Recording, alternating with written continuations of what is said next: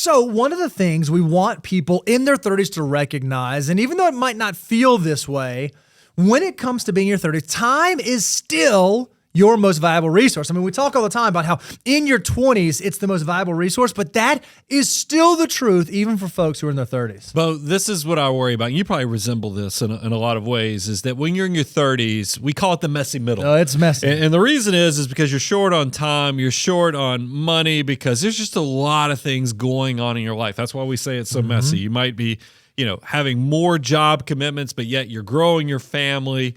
There's just so much going on. I don't want people to miss out on the fact that this is such a powerful time to still unleash compounding growth. And what I think is interesting, your 30s is this unique decade where when you start building wealth, it feels so slow. It feels like you're not really making any progress. You're not really making any traction. But then when it starts to move fast, it starts to move really fast. And I think for a lot of folks, that happens in the 30s. You have these two periods, this period where, man, I'm slowly building. And then you have this aha period where you say, holy cow, I can't believe what my dollars are actually doing for me. Well, I think it's better if we have an illustration. And I think about if we took somebody and we use the assumption, what if you made $100,000? And we always know for a 30-year-old, we try to tell you, hey, we want you the goal is to have 1 times your income. For somebody who is going to be at 40, we want you to have 3 times your income. So for a lot of you, you're like, wait a minute. Okay, if I'm $100,000 at 30, I need to have $100,000. Okay, maybe I can make that work.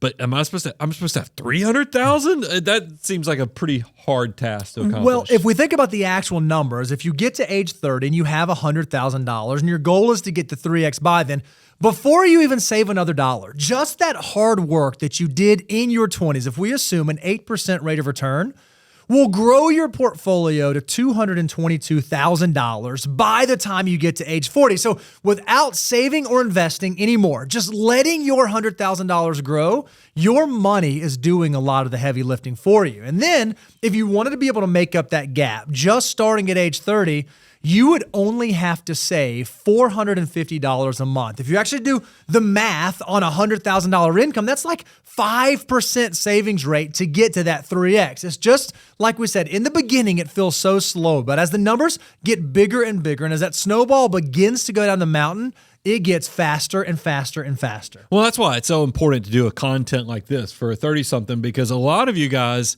I'm worried you're going to hear us say 1 times your income by 30. You're like, I didn't even start yet. So it's okay. You still have a lot of time to cover ground and even make up. And that's why we're always talking about, do you know what your wealth multiplier is? Because you can make your money work harder than you do with your back, your brain, and your hands, but you got to do something today to start this journey and make it as easy as possible. Yeah, because it is an exciting thing, but this is also a cautionary tale. Do you recognize that at the beginning of your 30s, your wealth multiplier is 23, but if you wait all the way until age 39, by the end of your 30s, your wealth multiplier is only 8. Those are very, very different. So when it comes to what we think 30-year-olds should do, just do something. Just get started, because even in this decade, a little bit can go a long way. Yeah, I mean, and look, you don't have to have it all figured out in a lot of ways. We already said a little goes a long way, but a lot of you, because I know even myself, when I started investing, I was like, this seems way more complex than I even know where to go. I mean, I hear these guys talk about index funds. What is an index fund? And then I hear somebody else on social media talk about this.